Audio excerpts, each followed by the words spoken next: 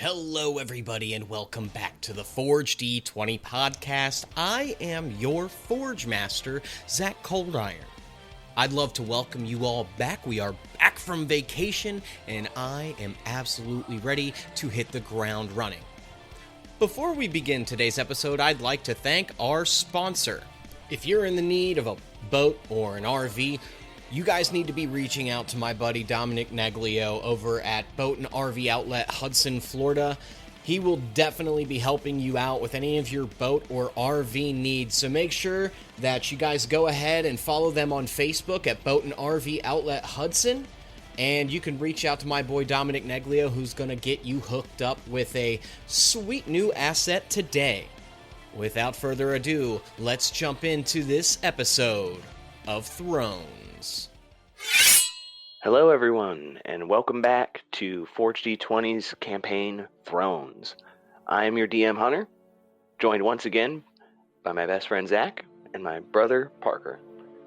We are very excited to be back with you guys, having left off last episode adding Hathron, Parker to the party, having him join us and show us, through very small actions but a very big display, his brutality and his perhaps necessity to our cause in defeating the dragon. After speaking with Hathron, upon seeing his deeds, slaughtering the orcs that had shortly before came and raided the village there, he agreed to work with us if we did some work with him first. A small pact was made. We would go with Hathron, Daedallus and Alastair, that is, and we would help him eliminate an orc tribe that's set up camp here in the Storm Coast, and that can't happen. There already been enough menaces here with the dragon, and having the orcs here is even more of a problem. So it's something that mutually would be beneficial for both sides. So they agreed to work with Hathron. But in particular, there was a moment that stuck out with Alastair, or to him rather.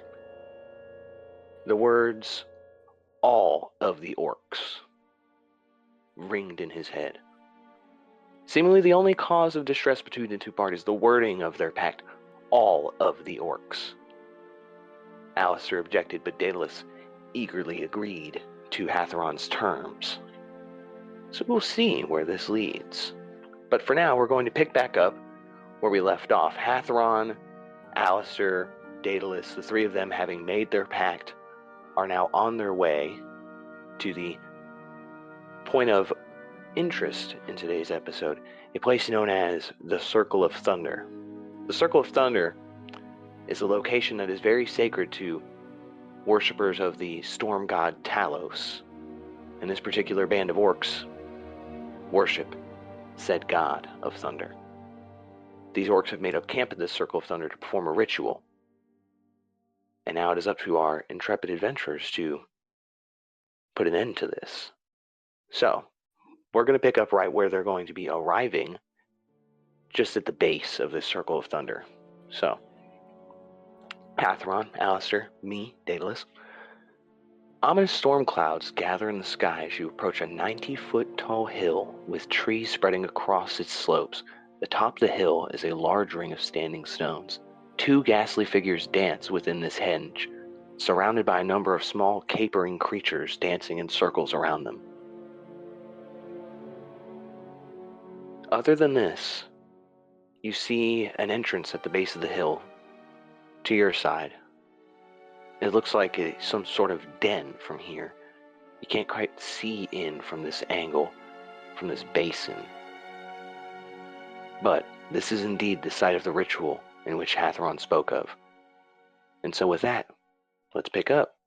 Hathron, Alastair, what do you do?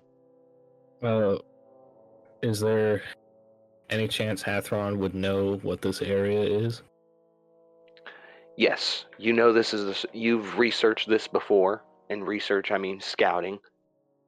You've been tracking these orcs, you know why they came down here, that when this particular tribe of orcs, when they're in danger, they face a great threat.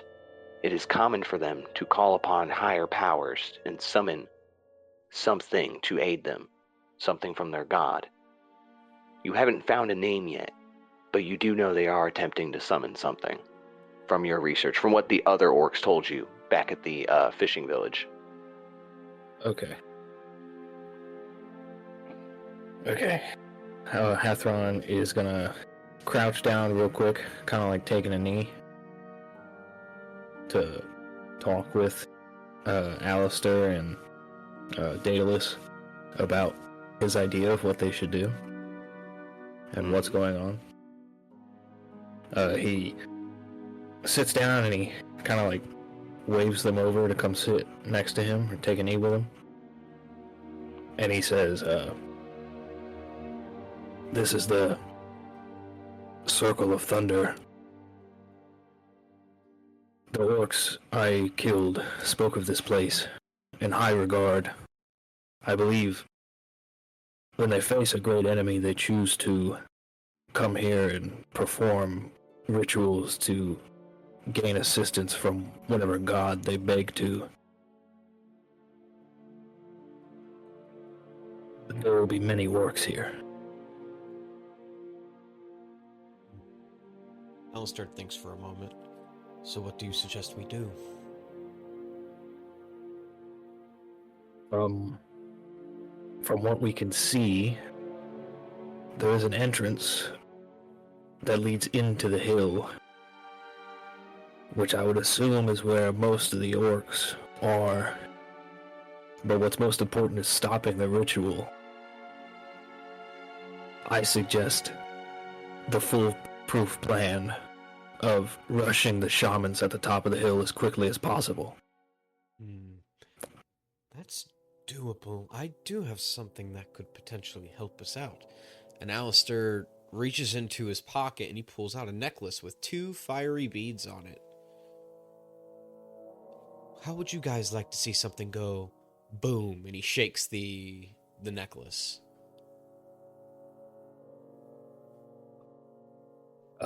Daedalus, for a moment, he's kind of inquisitively thinking upon what Hathron has proposed. On one hand, rushing them, going straight up the hill and rushing the shamans, and obviously listening to what Alastair has just suggested, using those are beads of fireball from that necklace, right? Mm-hmm. Okay. Just wanted to make sure I was on the right track. Daedalus thinks for a moment. And once we make it up the hill and we stop this ritual, we are just going to cut our way out of the hill, or down, rather. Yes. Assuming there are more orcs. I could... Yeah, I guarantee there's more orcs. You could feel them. Do you think they might be coming out of that little entrance over there? And Alastair points over to the little slit in the side of the hill, like the opening. Maybe we could collapse the entrance somehow? Trap them inside? Alastair looks at the fireball, looks at Hathron, looks at Daedalus. That's a large explosion. Don't you think that might alert the shamans? What if I stay back while you two go to the front lines, get the attention of the shamans, I fireball this entrance, and I maybe cause it to collapse, preventing any orcs from coming to flood out, and I can pierce anybody through the back line while you finish the guys on the front line. Maybe that's something we could do? Alastair's kind of scratching the back of his head. So Hathron and I rush the hill. You wait for the orcs. You're the signal, which is us killing them. Blow up the entrance so that they can't have any reinforcements. Ritual's over. It seems like a pretty good plan. Daedalus nods. In agreement. It would appear Alastair is both noble in lineage and noble in mind. Alastair, for a second, looks a little flustered hearing that. You kind of see him stiffen up. Thank you, Hathron. He kind of looks away. There's like, it's a weird mixture of fear and like admiration at the same time. It's definitely a compliment. Like, Hathron implores your intelligence. He has like a weird respect for you both, but he also is like, these guys are fucking, might be a problem, but they're good right now.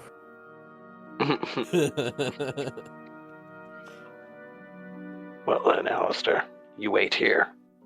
The two of us will make our way up to the hill. Daedallus begins to sort of move towards Hathron and kind of nods at the hill like, you go on first. You're taking the lead on this one, buddy. Yeah. Alright, Hathron's gonna run up the hill. Alright, so you're going to go ahead and take your action to dash. So you go 5, 10, 15, 20, 25, 30, 35, 40, 45, 50, 60. So you get like right here. Daedallus gets 5, 10, 15, 20, 25, 30, 35, 40, 45, 50, 55, 60. Daedallus gets right there. As Daedallus and Hathron are moving up, Alastair, you can move into a position that you'd like real quick. I would like to stealthily try to obscure myself from everyone's vision that's in front of me. So I'm going to hide behind the tree, kind of peek around and watch what you guys do. Okay. Go ahead and roll me a stealth check real quick, just to set me sort of a DC for whoever may be trying to see us later. 15. Okay, you're hiding pretty good. Pretty good. 15, not bad. All right. As you move into position, Alastair, I would also like you to roll a perception check. Ooh, okay. Perception. 13. Okay. Alastair, you see this from a distance. As this begins, Daedallus and Hathron will move to their perspective after I explain what you see as it unfolds. As Daedallus and Hathron are booking their way towards the base of the hill, trying to be as fast as possible so they can get up there and get into position so you can blow up the front entrance. Excuse me. As they're running, to the left, sort of southwest of Daedallus and Hathron, you see emerging from a sort of path that diverges from the base of that hill, from that entrance. It kind of just shoots straight south from it. There's a small clearing to a pathway. You see coming up that path what looks to be a group of orcs. They've spotted Daedallus and Hathron before they can spot them. In their number, you count 5 orcs total. One at the very back, who looks a little different from the rest. You see a little bit of elongated features to this orc. This orc in particular has limbs that are abnormally long, and specifically their arms, and they have large talons coming off of their fingers. You see a sort of blue war paint has been drenched on their face as well, in the shape of a lightning bolt. As they approach, you hear them shouting in a language that you do not understand, aggressively at Daedallus and at Hathron, as 3 frontline orcs begin to rush in towards your 2 allies, and 2 backline orcs seem to be posted up with crossbows, and you see the shaman-esque being at the back, wielding a ritual staff, begins to wave it in the air towards the skies. Daedallus and Hathron, however, the same thing that I just described is happening, but from your perspective. As you're running, Hathron, you hear shouting in a language that you do understand. In Orc, you hear shouting, "There, interlopers, kill them!" And then you hear a "Wah!" from the 4 or 5 orcs that are there as they come rushing forward to meet us in battle. Now, Hathron, roll me initiative. Alastair, roll me initiative. Alastair, you roll with advantage, though, because of the perception check. Nice. We do not get it because we spent the turn running. No penalty for running. And, only a 9. Bad. Daedallus gets a +2. Bad. Let's What a see. crock of shit. That is an unnatural 20. Nice. And now I'm going to roll for the orcs. And I'm just going to do them as one group. Hopefully you guys get to go before me. The orcs get an 11. So... Oh, cool. First will be Daedallus, then it will be Hathron, then the orc party, and then Alastair will go last. Damn. So, that being said, Daedalus sees the orcs after hearing their language, a language that he does understand. Immediately, Daedalus' head turns. He stops on a dime, planting his right foot in the ground and kind of slides forward a little bit, kicking up dirt with him, immediately brandishing his sickle. You see him kind of lower his stance, ready himself, and he starts running to meet the first orc he sees in combat. So he goes running up to this orc 10 feet, 15 feet in front of him. And as he runs up, Daedalus is going to brandish his sickle, and from a sort of bottom right to his body, he's going to take his right hand, sink it down a little bit, and he's going to rake it up and sort of diagonally across the torso of this orc, or attempt to. Let's see if he hits, though. Daedalus gets a +6. A 15. 15 hits. Daedalus is going to roll his damage. He gets a +4 to his sickle. Let's see.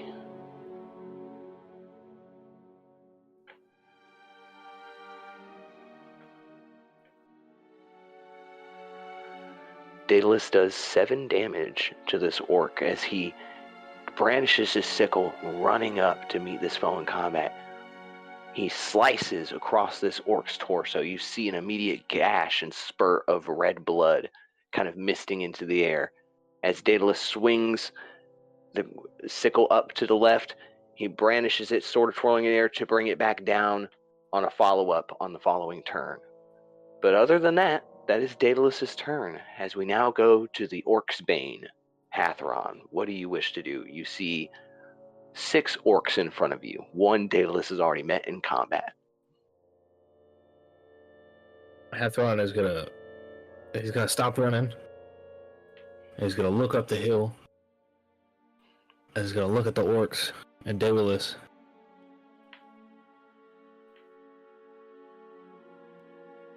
And he's gonna run up the hill.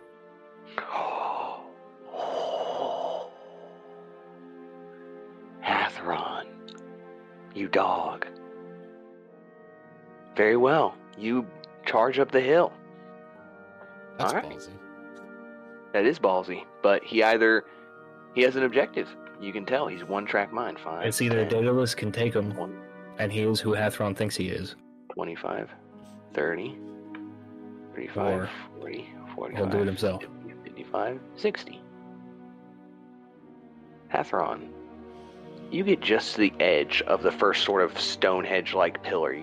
Very reminiscent of that in our world. As you run up to the sort of corner of this hill, you see what looks to be 6 twig blights doing some sort of ritualistic dance around 2 orcs that are brandishing both of their staffs horizontally in both hands towards the sky.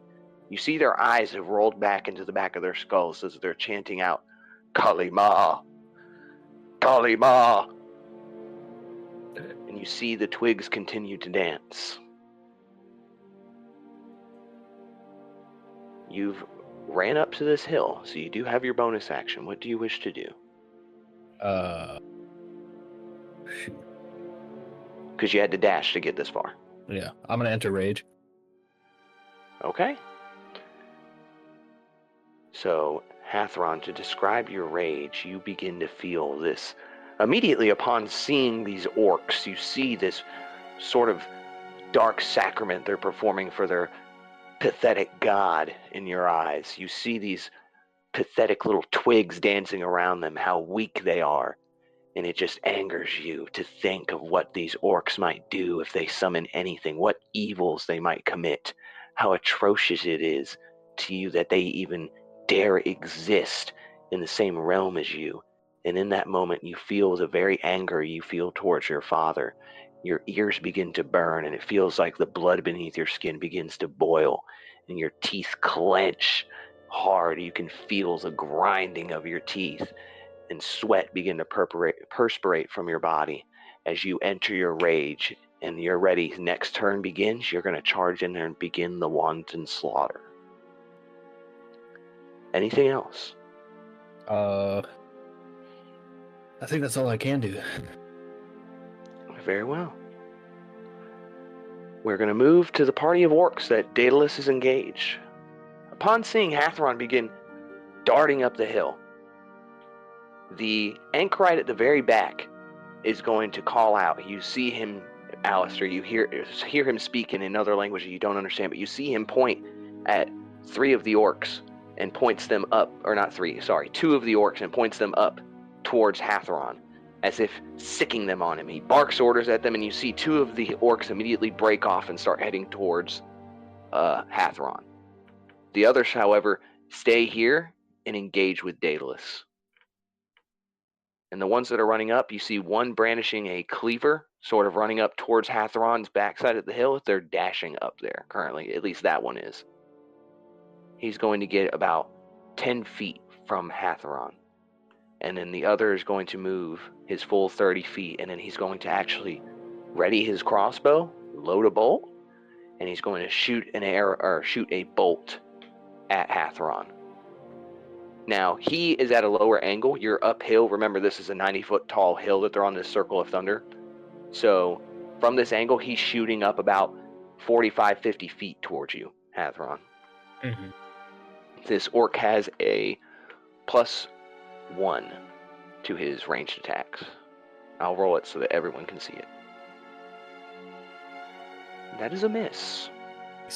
A 4 does not hit. So Hathron, as your back is turned and you're experiencing these symptoms that I described of your rage, you hear a sudden ba-ding as a crossbow bolt goes flying in about 6 inches to the right of your head. You see a crossbow bolt hit the stone, penetrate, kind of impact within, and it signals to you that they are coming from behind as well. And you turn your head and look down the hill and see the coward who dared attack you from behind at the base of the hill.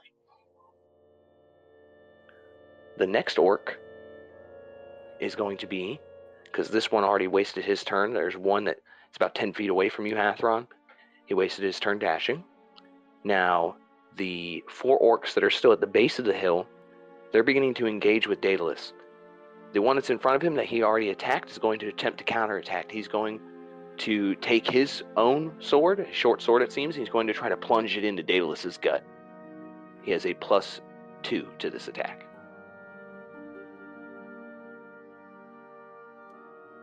A 6 does not hit. So, as he takes the short sword after the pain of the cleaving strike that he received, he's going to immediately try to counterattack, plunging his short sword towards Daedalus' gut. Daedalus dexterously moves out of the way as he brings down his follow-up attack on his next turn. To the left of that orc, another orc is going to attempt to circle around Daedalus. He gets behind Daedalus as Daedalus is fighting with his ally. And with advantage, he's going to attempt to stab Daedalus as well. He's wielding a longsword. +3. With advantage, though. An 18 hits. Let's see if he rolls a 20. He does not roll a 20. So Daedalus gets hit by this guy. So this guy runs up behind Daedalus. Alastair, you see this. You see an orc. Well, actually, let me describe for a moment. You see, as Hathron makes the conscious decision, you see him look at the orcs, look at Daedalus, look up the hill, and choose to go running up the hill. You see the 2 orcs chasing after him, and you see the rest of the orcs at the base of the hill begin to surround Daedalus, as this one managed to get behind him and plunges his longsword into Daedalus' backside. You see, as it goes in one side, out the other, right from probably the bottom left side of his lower back, right out his abdomen, and you can see Daedalus call out in pain. Ah! And you see this sort of darkened blood kind of begin to ooze from the wound as the sword is plunged out, or taken out, of Daedalus' body. The next orc is going to move to the other side of Daedalus. So Daedalus has orcs on 3 sides of him. His Left side is the only one that does not have an orc around him currently. This orc is going to attempt to strike Daedallus with a mace. Rusted in its look. You can tell this thing is barbaric. Hope you have your tetanus shot, Daedalus. An 8 does not hit, however. As he brings down his mace, Daedalus sees it coming. This guy's a little bit slower than the guy who moved behind him and stabbed him in the back. Daedalus is much more aware now of his surroundings. Manages to move out of the way and dodge the blow. Lastly, for this pack of orcs, the Anchorite of Talos. He's going to move up 30 feet towards the base of the hill.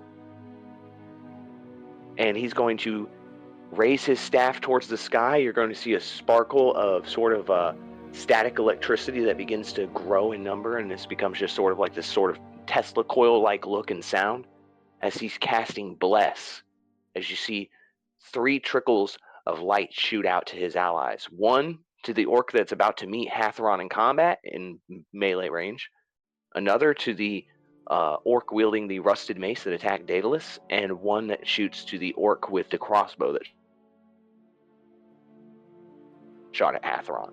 And that is the end of the orc's turn. Alastair, it is now your turn. You're at the base of this great tree, and you see the chaos unfolding in front of you. This plan that you came up with quickly being completely sideswiped by this patrol of orcs.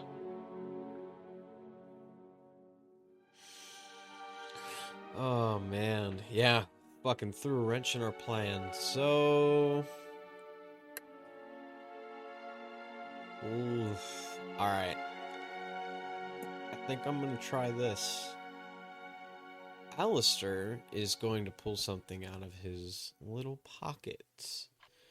He was given this little holy hand grenade.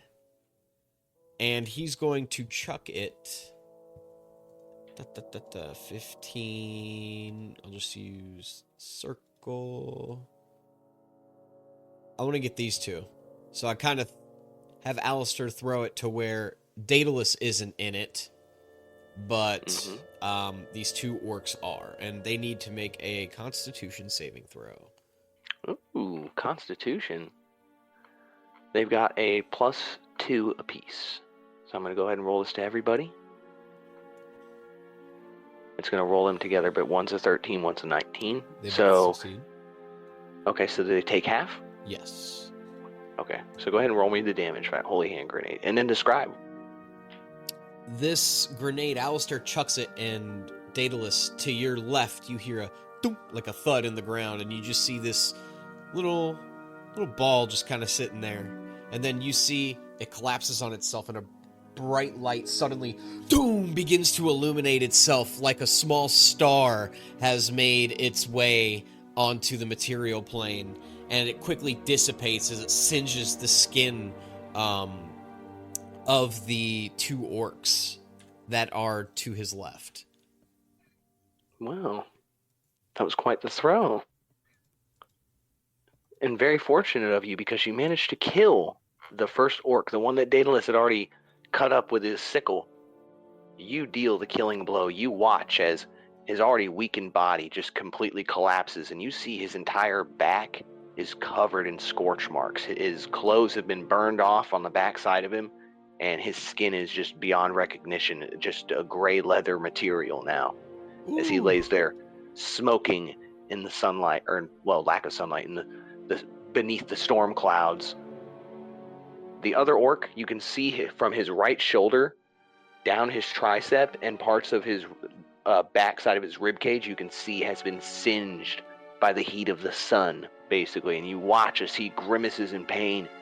He drops his mace for a moment, picking it up with the other hand. His right arm seems to be a little bit weakened, needs to be tended to. Daedalus manages to avoid the blast for a moment. He's a little disoriented from the light of a sun being unleashed in front of him, but catches his senses and sees that one of the orcs is now dead. He looks back towards the direction of Alastair, and he kind of nods, knowing that that was you. We're going back to the top of the order if that was the only thing you need. No. I was going to ask you a question. Since technically doing that was my action, right? I still have movement and a bonus action. Is Cease and consuming a potion a bonus action? A good question.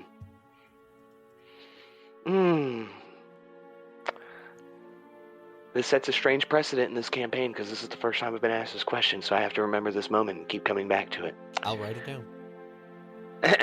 I would say consuming a potion. For the rule of cool, I won't count it against you as a bonus action. As long as it's only one potion. If you go to consume more than one potion, no. That's a whole ass bonus action because you're trying to take 3 shots in the middle of a battle. If you're taking a shot or whatever or something, you just uncork it and boom, I'll say it's free action because you could do that while you move. Okay. So we'll just say I'm using my bonus action to drink a potion of invisibility. Okay. Alastair turns invisible, and he's going to start walking 30 feet up to about here. He's going to try to tread, make sure he's not making too much noise, but he's going to try to catch the Dragonborn off guard. Or not Dragonborn, the Orc. I apologize. He's going to catch his friend off guard, too. He's going to kill Daedallus? Damn. Yeah, ruthless, brother, ruthless. Oh but my that's God, Alastair's Hathron, turn. The orcs killed Daedallus. Oh, no! It's a shame, really. All right. With that being the end of Alastair's turn, we're going to go back to the top of the order. Daedalus. Daedalus is going to, upon seeing this orc with the rusted mace attempt to attack him and his arm being lowered, he's going to turn his attention rather to the orc that stabbed him in the back. He's going to take his turn to go ahead and bring a overhead vertical from top to bottom north-south strike, just sort of cleaving downward on this orc, trying to cut him asunder. 11 does not hit. As he brings the sickle down, this orc merely leans back out of the way, avoiding the strike. After that, Daedalus is going to use his second wind as a bonus action to gain back some HP from being stabbed in the back. So let me do his little... Let's see how much HP he gets back. He took 8. He gains 8 because he has +3 con. Alright, Daedalus gets back 8 HP. Alastair, you watch as Daedalus does something that you've seen once before. You see him take in this deep breath. His chest begins to inflate, and you watch as the muscles on his body begin to sort of recompose themselves. They begin to inflate back to their previous mass before he started losing so much blood, and you watch as the blood flow begins to sort of clot up near his abdomen area from what you can see. Daedalus sort of self-heals in this moment. But other than that, that is the end of Daedalus's turn. Hathron, you can see the orc that shot at you at the base of the hill. Well, not quite at the base, but near the base of the hill, about 50 feet away. You see another orc about 10 feet behind you rushing up the hill. You can see the foaming mouth as he snarls towards you. Wah! As he tries to meet you in combat. You see him wielding an axe in either hand. What do you wish to do? Because there is the ritual going on in front of you as well. Let's see. What would Hathron? Hathron is going to continue towards the shaman dude on the right. All right, you go running up to the shaman dude theater of the mind for a second, because I'm going to be doing something for one moment as I mute myself. Give me 1 minute. Okay.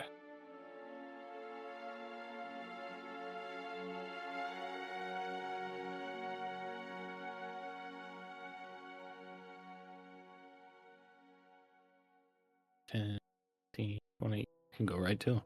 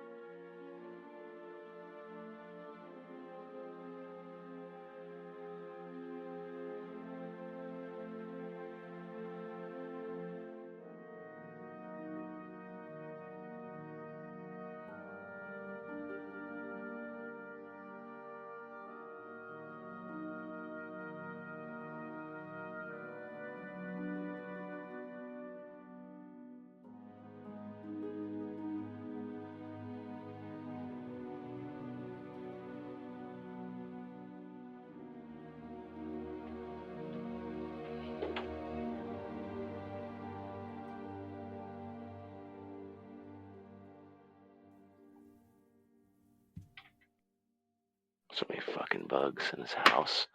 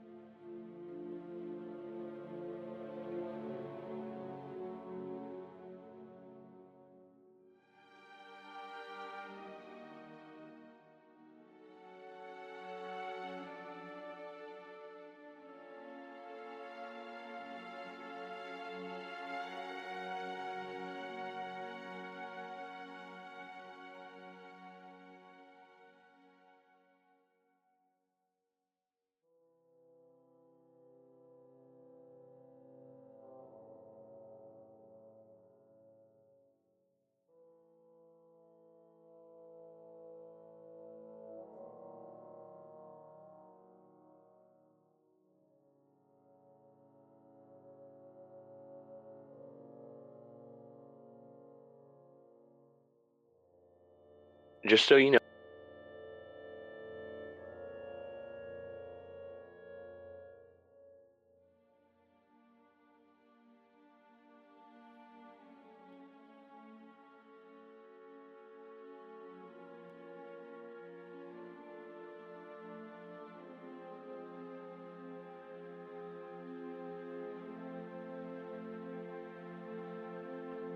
All right. Hathron, you begin to move up towards the orc that the shaman, the second or third anchorite of Talos, that's reaching up towards the sky. As I said before, they're chanting towards the sky, Kaliba! As their eyes roll to the back of their skull, you see a flurry of clouds above them begin to swirl, and thunder and lightning begins to accost the surrounding areas. You attempt to move up upon this creature, but as you walk by one of these small twig blights that's sort of twirling around, dancing towards the or to the tune of this chant that the orcs have been chanting to the skies towards their god, this twig blight watches as you interrupt this ritual and immediately tries to slash at your leg. It does not get a bonus to its melee attack. However, it does nat 20 you.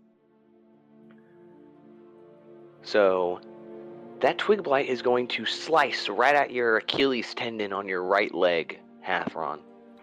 You take double damage from this attack. Because I'm raged, I resist. So would I just take normal, or would Yes, the 20 negate? Okay. You just take 4 damage to your health as this little twig blight takes its thorny hands and rakes them across the heel of your right leg.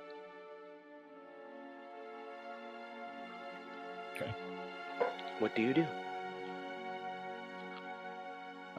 I ignore the twig, and I attack the shaman anyway. So I'm going to use my great axe. Okay. Yes, get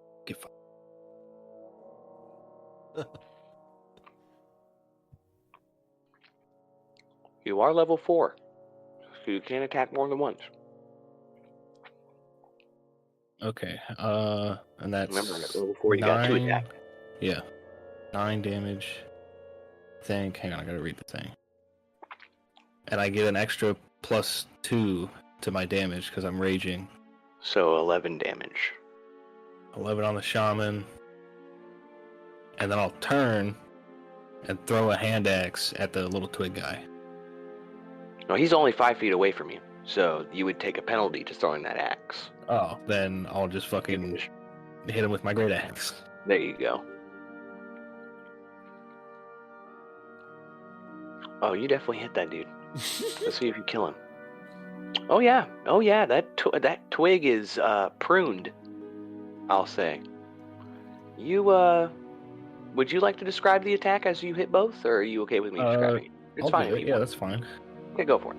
Hathron, as he's running towards the shaman, he rears back and turns his axe to like sideways, like a frying pan kind of, and smacks him on the head with it, and then rotates, and through rotating hits the twig.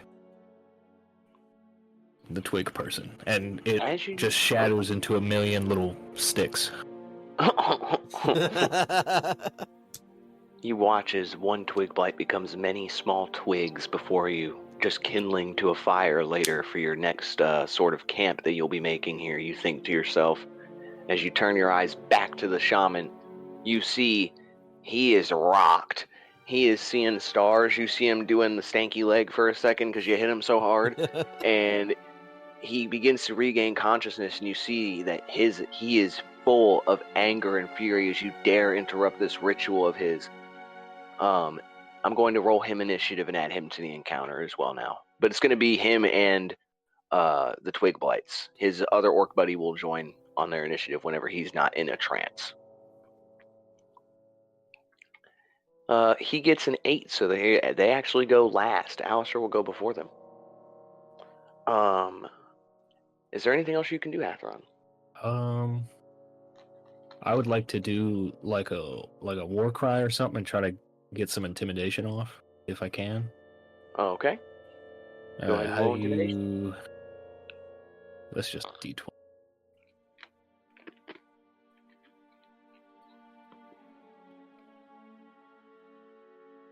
I'm very scary. Wow. Oh my god. Oh, a natural fucking 20. What the fuck? Describe. He hits the. How do you hear him? The shaman's kind of snapping out of it or whatever, and he's pissed off, and he's kind of like huffing and puffing and screaming a little bit at Hathron, and then Hathron looks at him, locks eyes with him, and just screams as loud as he possibly can, and spit's flying out of his mouth and flying into the orc's face. And then anything that can, within the radius of this nat 20 that can hear it is like, holy fuck. The many little twigs that was once that twig blight begin to shake in fear. They tremble. As you do not, I wouldn't even say a war cry. This is a cry for murder, a cry for annihilation of all you see in front of you. All of these twig blights and these pathetic shamans. They know now that the end is near, and you can see it in the eyes of this orc.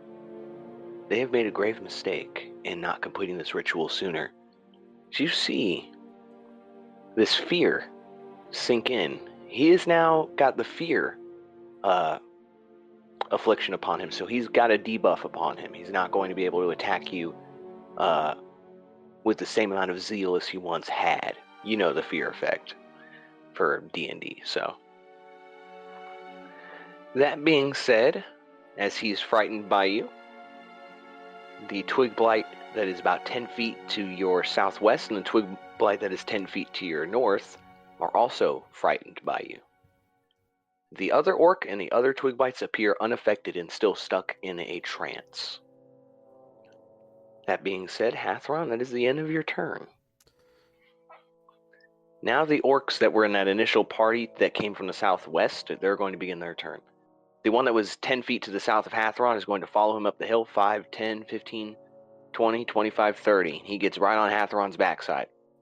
As he sees you sort of begin to accost and interrupt their ritual, you hear him scream out, "Traitor!" in orc as he runs up and starts attacking you with his axes. So he's going to take an attack against you, Hathron.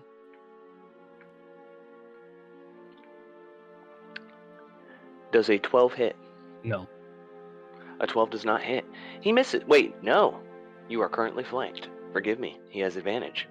You've got one in front of you and one behind you. Does a 17 hit you, though? No. What? What? An 18. Hathron Blackman. 18. Goodness gracious. What the fuck? He's nigh indestructible. As this guy brings his axes down, one right after the other, just in a quick, rapid flurry of 2 strikes, one misses. The second one feels like it hits, but nothing happens as he watches as this axe sort of merely glances Hathron, sort of nicking his body, but you watch as the area that he's hit is so full of scar tissue, calluses, and just the density of Hathron's skin, this hide that he has. It absorbs it. A small paper cut like length, probably about 6 inches, 7 inches, but not very deep, and a small little shrivel of blood, but nothing to him in this rage. Hathron, you feel a slight tickle from behind you as this someone calls out traitor to you. Additionally, the second orc that was following you, Hathron, he's going to continue going up the hill. But he has to dash, and he won't be able to shoot you 5, 10, 15, 20, 25, 30, 35, 40, 45, 50, 55. He's trying to get into a good position so he can hit you and not his allies. He gets right there between two twig blights that are dancing.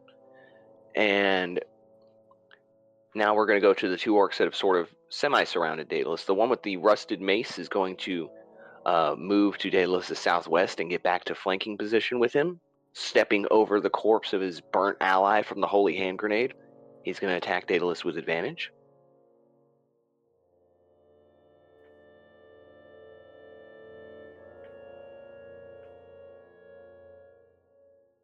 Oh, 22. No, 21. Excuse me, because he gets +2. They added the 3. 21. That definitely hits. Let's see what the damage is from this mace. We get the +2 to damage. 3 damage as this orc wields his mace. He's just going to take it from the left in his weak arm. Or non-sword arm, not even weak. He's not weak, he's strong. But in his less primary weapon-wielding hand, he's going to take his left hand and just smack Daedalus across the face with the mace. As Alastair, you can see, even from this distance and your invisibility, you can see a piece of one of Daedalus' teeth go flying off in the distance as a small streak of blood also coats the air around him. Next is the orc that stabbed him in the back. He's going to attack Daedalus with advantage as well.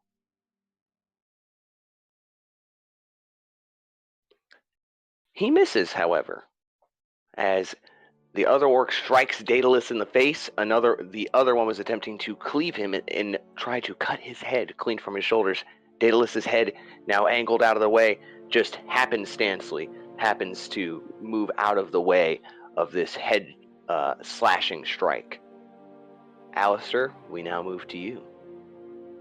Okay, so You watch as... Oh, sorry. Oh no.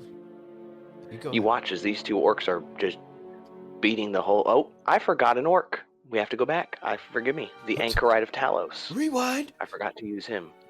Yeah, forgive me for a moment. Nobody's perfect, even DMs. But the Anchorite of Talos, he had not gone yet. He is there conducting this sort of ambush against us as we were... Because he's patrolling the ritual as it was going. His party found Daedalus and Hathron and began to attack them. He's going to move up the hill to join his shaman brothers as he knows the ritual must not be interrupted. 20, 30, 40, 50. He gets right about here from Hathron. And that is going to be the end of the Anchorite of Talos' turn. Now it's your turn, Alastair. Forgive me. No, you're good. So, in this moment, Alastair is kind of just walking casually. And he's going to mutter something. He's going to use a feature. He's going to use Hexblade's Curse on the one that he's just invisibly walking behind. And as he does that, he's going to stop as he gets right behind him, pull out the obsidian rapier that belongs to his family, and sink it into the back of the orc. As you can see, Alastair turn from invisible to visible again, with the blade maybe piercing the armor. Let's find out. Please, please, please, please. I do have advantage because I was invisible, so... Nice. 17. 17. Yes. Very good. You hit. Roll me your damage. Alright. That is max damage. That is 10 points of Describe piercing how damage. you kill this orc. Alastair's just gonna poke it in the back, just like I described it. It goes through. The orc has its blood trickle from its mouth as Alastair pulls out the blade, and the orc sinks down, groveling at Alastair's feet. Let me see. 2 damage rolls, score 19, 20. Oh, I can regain 5 HP, but I already did that. You also can retarget your Hexblade's Curse. I think it's a bonus action, though, right? I'm not going to charge you for it. You could just point at the other guy, because you just instantly killed this guy without even having to really use its damage. So you could point it at the other guy if you want. Yeah, and then or at the anchorite way up the hill. No, I think Alastair's a special little plan for them up there. Alastair's going to point and mutter something under his breath, and you can see this black aura now surrounding the other orc that's in front of Daedallus. That's, I'm going to use the rest of Alastair's movement to get right next to Daedalus, to be by his side. Just in case anybody else wants to come popping out of any fucking areas. But, back to back. I got you. That's it. An army of two. Alright. I believe now it's the, yes, it's the twig blights and the anchorite that Hathron scared. The anchorite that Hathron scared is going to run away from him. He does not want to be near him right now. Hathron, as he leaves your distance of reach, you can opportunity attack him. Absolutely. Go ahead.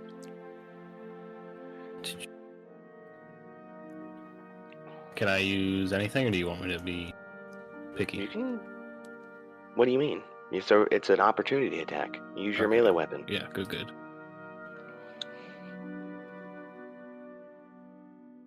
Not the damage. You got to roll to it. Oh, you already did roll the attack. Yeah. 21. You know the 21 and 14 damage. Hathron, describe as you try to kill the fleeing coward of Shaman. He starts to, like, I could tell, like, by his body language that he kind of leaned back, like he's getting ready to run away.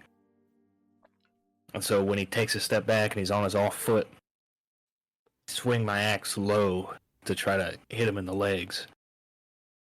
Kind of that leg that's, like, reaching forward. Mm-hmm. And I give him a good old whack. Does he die? Oh, yeah, he's dead. I said describe how you killed this one. Oh, okay. Then let me backtrack a little bit. I swing my axe and I chop his leg off at the hip. Oh! You watch as he just falls to the ground like a sack of potatoes.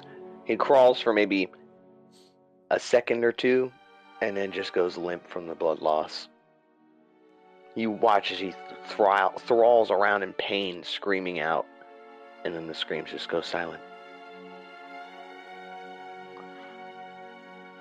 That is the end of that orc's turn, because he died. Now the two twig blights are going to do the same thing. They're going to try to get away from Hathron. They're going to move 30 feet away. Alright. That is it for those anchorites. Or that anchorite and the twig blights. So we go to the top of the order again, I believe. We go to Daedalus, who is now in a 2-on-1 situation, quickly realizing that the orc behind him has been dispatched by Alastair. Daedalus kind of looks at you for a moment. Well, at least one of my allies didn't fucking abandon us. And then immediately he's going to take the sickle and just kind of quickly try to cleave it from right to left of the collarbone of this orc and just try to slice him down real quick.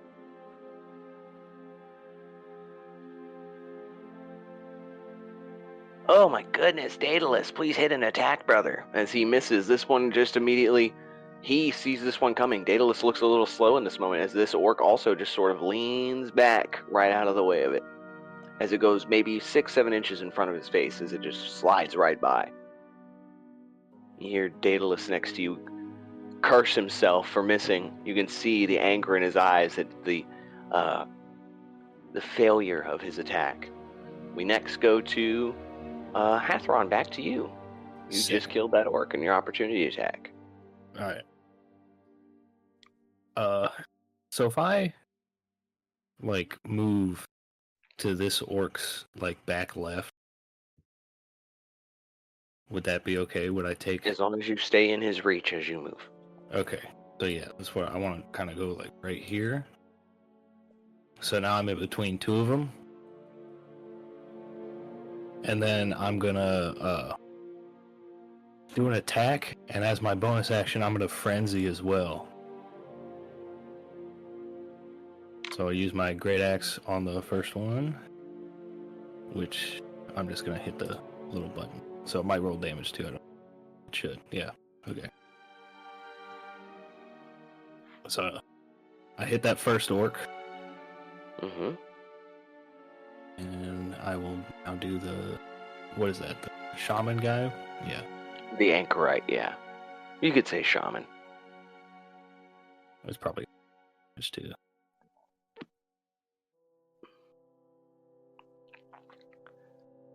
Alright. Oh, So describe as you... Oh, sorry. No, you're good. I just... the +2 for that 6. Yep. So describe as you... you kill the first orc, the one that had the 2 axes. You kill him with the first attack. The second one does not kill the anchorite, however. Okay. But you can describe how you wound them. I'll let you do it. I got nothing. Alright, so you take the first swing. The initial sort of berserking orc with the 2 axes in his hands. As you sort of move around him, you watch as he tracks your movements to his side. And as you're moving, you keep your eyes on the anchorite of Daedallus. You're almost looking past this guy. You take the axe and you just swing it from right to left, plunging it into the side of this one's skull. As you pull it out, you swing it back on the backswing towards the orc in front of you. Now, you're just one-handing a 2-handed great axe. So you're just... imagine you're taking your right hand and just swing it into this one's skull and then ripping it out and swinging it back towards the other one. As you swing back the anchorite, you don't quite hit the neck. You hit just beneath sort of the shoulder area, sort of where your shoulder sits, that ball that you have that is your shoulder, just a little down on the sort of tricep bicep meeting point on his arm. You watch as the axe cleaves in, and you watch as his arm is just barely hanging on by whatever remnants of bone was there. He's hurt, but he's still alive. You watch as the anchorite shrieks out in pain. The other dies. The regular orc, he dies from his wounds, the axe being embedded into his skull. Anything else, Hathron? Orc's Bane? That is... Actually... I can move a little bit more, can't I? Yeah. I will go right here. And that's it. Alrighty. We go to... the last of the band of orcs that initially showed up, I believe. No, there's one more. The one that you're... the anchorite. So the anchorite is the only one left of that band. Oh, and the archer. I forgot about him last turn. I have to use him again, but that's okay. So I've got 3 guys I got to do a turn for. The anchorite is going to go first this time, actually. The anchorite is going to attempt to attack you in return, Hathron. He is going to do... give me one moment.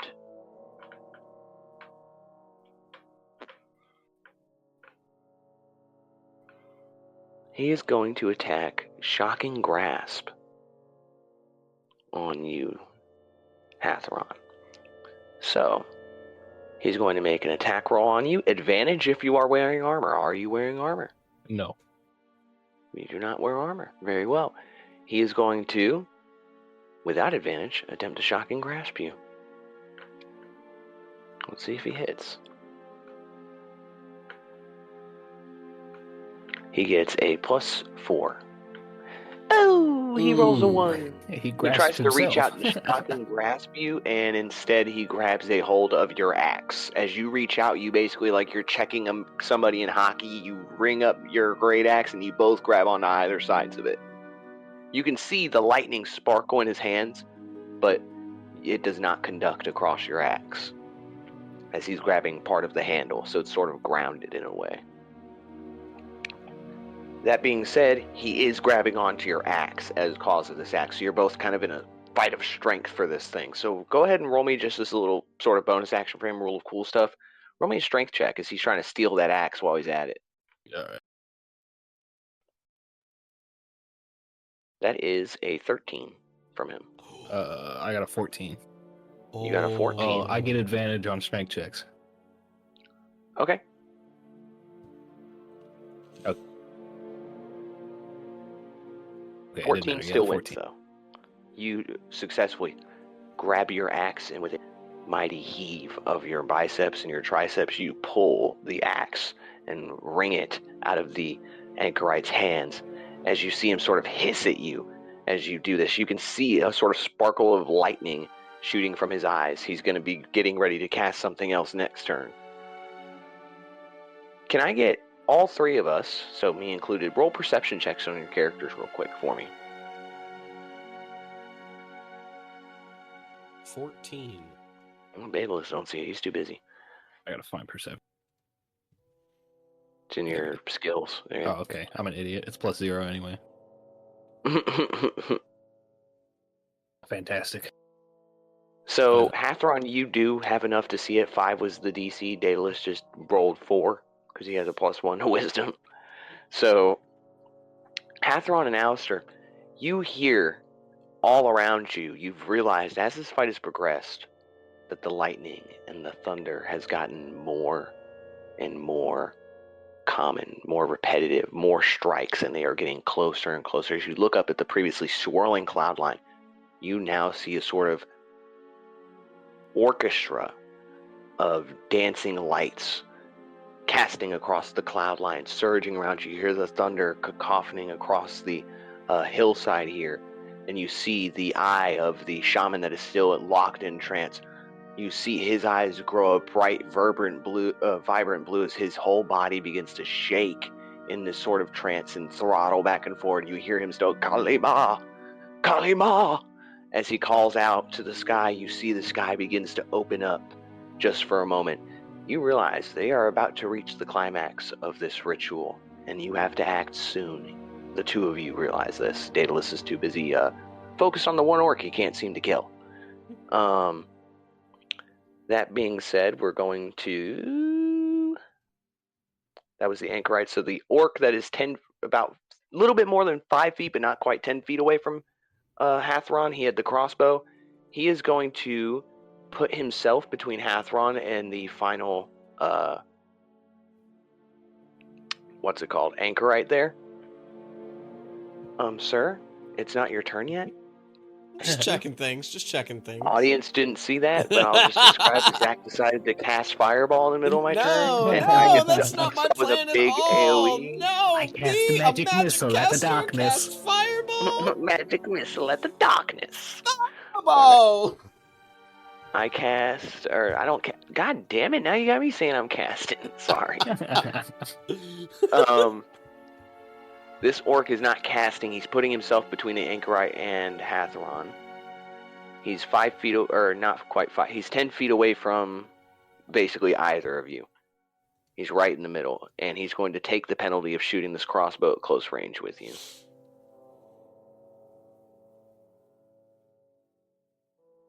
Oh, he definitely misses. He panics. He puts himself between you and the shaman. He knows he must do this. He aims the crossbow, but in your flurry of attacks and you swinging from the left to the right with your axe, killing one orc and then cleaving it into the anchorite, he shoots a round of the crossbow, and the bolt just shoots right over your shoulder, Hathron, right by you, whizzing by. You don't even realize it.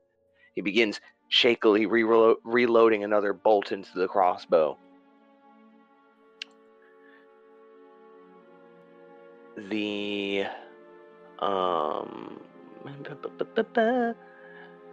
orc that is down here with Hathron, or not with Hathron, excuse me, with Daedalus and Alastair, he's going to attack Daedalus again. Watch this will fucking... Okay, it didn't. Okay, thank you. Thank you, I'm not being slaughtered by one orc anymore. Goodness gracious. Alright, so he misses. He rolled a 7, well, 9 with his bonus. He's going to move just a little bit, though. He's going to move So he's no longer sort of facing us at a weird angle. He's got either of us to the sort of 45-degree cone in front of him. He's not doing any breath attacks. He's an orc. But he's going to end his turn there. Now, it is... I believe it's Alastair's turn.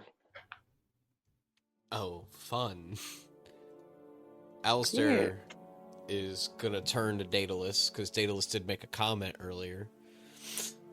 Yeah, Daedalus, I would never leave you behind. But do you want to see something really fucking awesome? Alastair's going to pull out the necklace, take a little bead, he's going to chuck it, and he's going to fucking... What happens here is basically you see a little marble begin to roll. Because, remember, this is a 90-foot high hill, and we are at an angle. Oh. So you've got to make quite the throw to get this up there. So go ahead and roll me it'll be dexterity, because you are throwing the object. Give me your hand, Daedalus. We can use the momentum together. Power of friendship. Alright, so you said dexterity? Alright. Yes. An 8.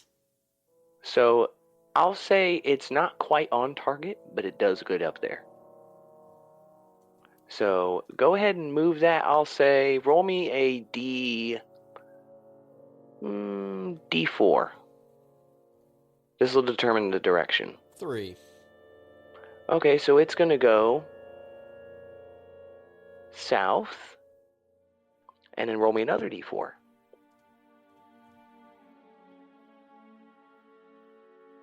3 spaces down. So make it go 3 blocks down. 1, 2, 3. So yeah, Okay. Hathron's in it. And the anchorite that is attacking him. Both anchorites and Hathron and the orc and 2 twig blights. And that is okay. All that would be remaining is 3 twig blights. Sweet. So yeah, I'm gonna use it's Go ahead and describe it now. Now you've done it. So Hathron, since you'll be the one primarily seeing this, as you see a little bead come rolling across, and you can see that this bead is swirling inside of it is this very like fiery kind of like looking texture, and you can now feel the heat beginning to turn up, and you can feel this pressure as suddenly the ground beneath you implodes as a giant fucking ball of fire emerges from where the bead once came from. Everybody inside the bead needs to make a DC 15 dexterity saving throw. Oh! Hathron, you go first. And then I'll roll all these other guys.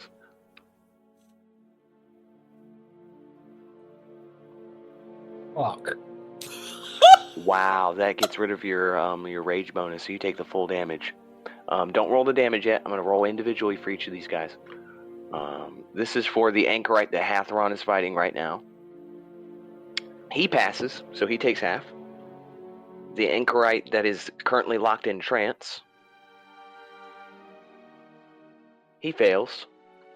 And I'm not going to bother rolling for the 2 twig blights. They are instantly eviscerated. They are made of wood.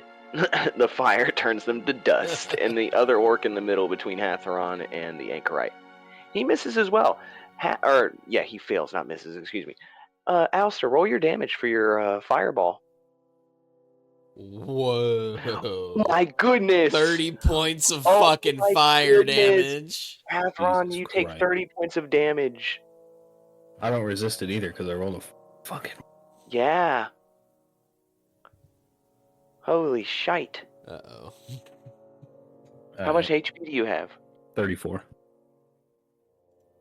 Like left or total? Left. After taking 30 points of damage, you've got 34 more points? Yeah. My full HP is 68. Oh my goodness, at level 4? Mm-hmm. D12 plus 3 or 4. Yeah, okay, I mean, that's not, yeah, I mean, damn. Alrighty. Damn. I mean, Hathron, you're hurt, but you're alive. I'll say that, you're alive. You're just covered in second-degree burns, I'd say, from head to toe. So you're missing. You're bald now. You're not bald. I won't make you be His bald. dreadlocks catch fire and Yeah, some of your dreadlocks have caught fire and are singed, but you still have like all of your hair. You just have a lot of like smoke coming off of like the singed parts of your head. But your clothes, a large portion of cloth on your clothes have begun to burn completely off. you can say he like protected his face with his axe. Yeah. So say your beard and stuff doesn't get messed up. It's protected. I gotta protect my beard. But to describe, you watch Hathron as the previously described orb of fire just kind of, it's a little bit bigger than a marble size, like a large marble. You hear the clink, ding, ding, ding, and then you hear the sort of humming. You can feel the earth beneath you begin to vibrate, and then skadoom! All around you see this engulfing inferno as you hear the cries of the orcs that are caught in the fire. You're, oh, oh, as they kind of just roll around and they are engulfed in flame. This orc dies instantly. I almost clicked Hathron and deleted him. That would have been funny. That orc dies.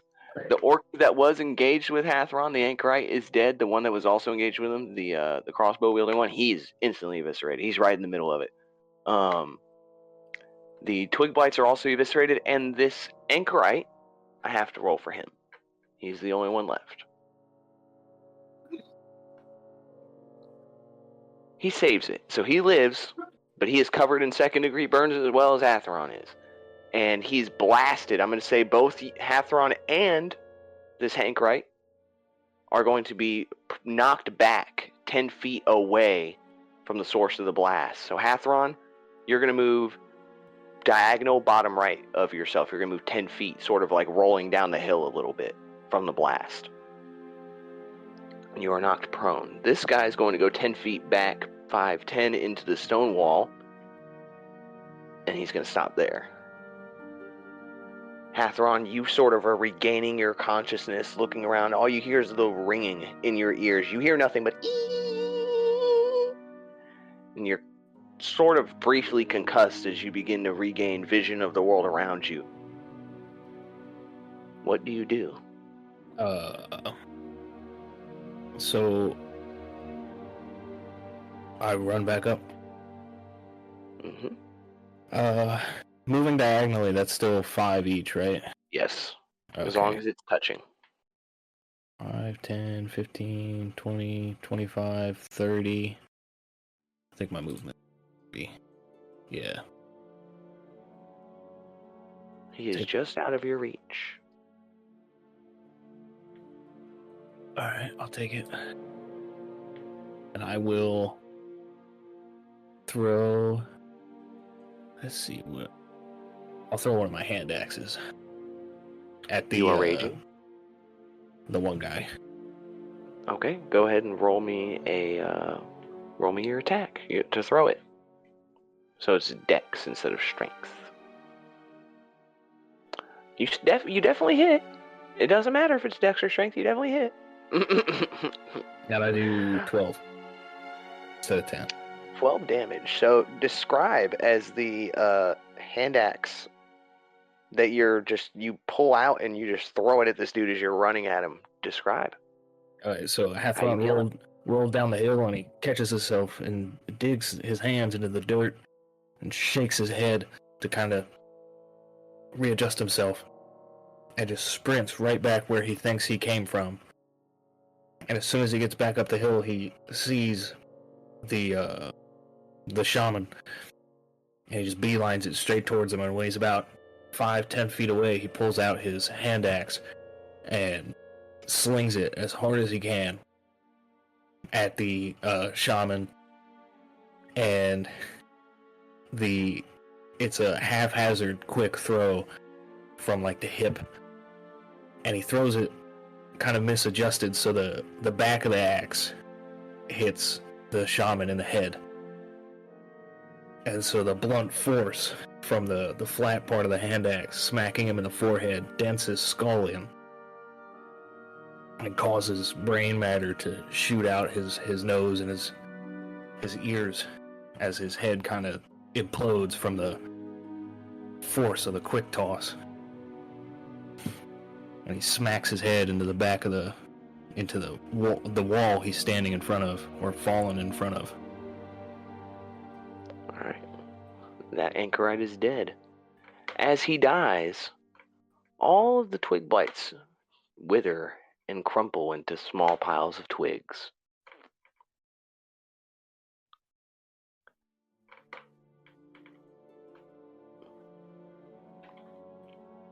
Oh wait, we skipped Daedallus after Alastair went.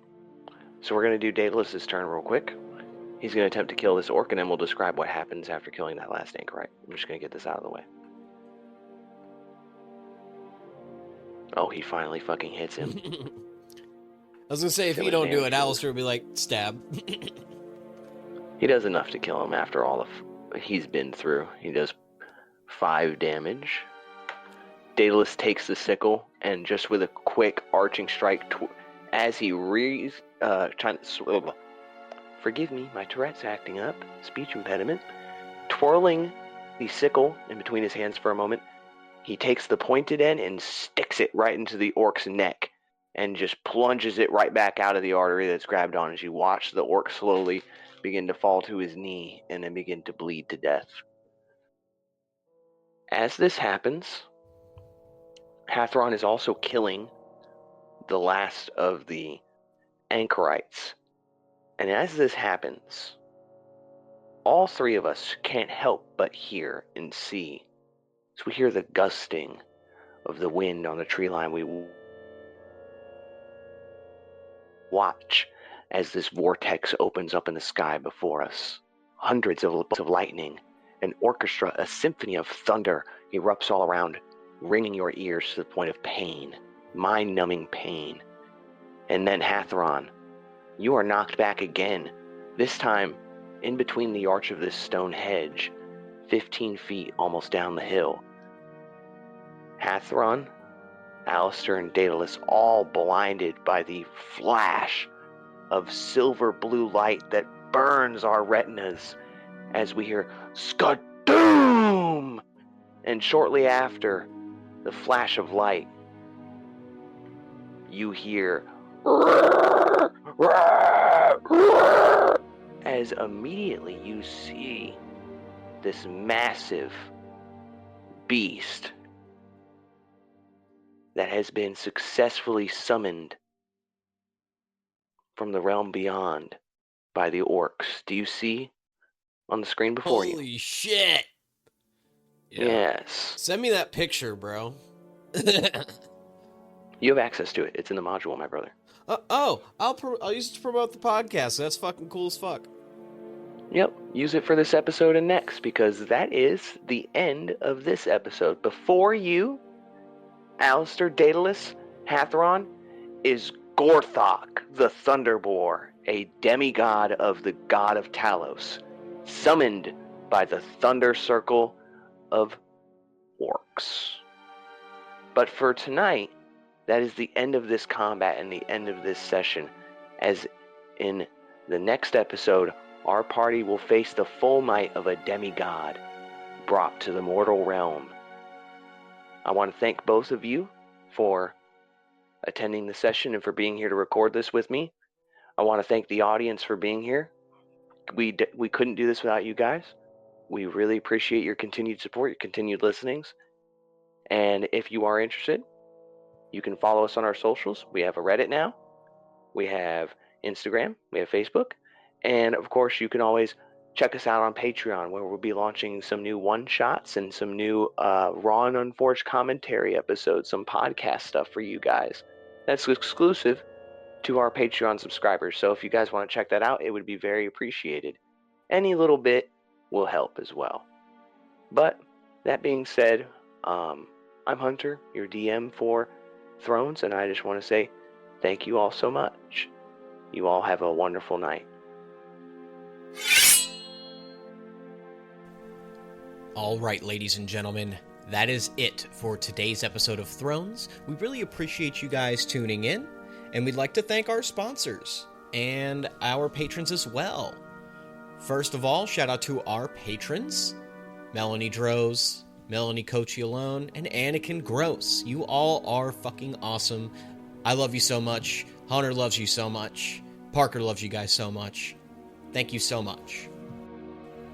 I want to thank our sponsor for this episode, the Major Issues Podcast. If you love comic books, TV shows, video games, go ahead and give them a look. You can give them a follow on Spotify. You can also follow their Facebook page. They're a part of Comic Book Click. I believe they're live every Wednesday, so make sure you guys go check them out.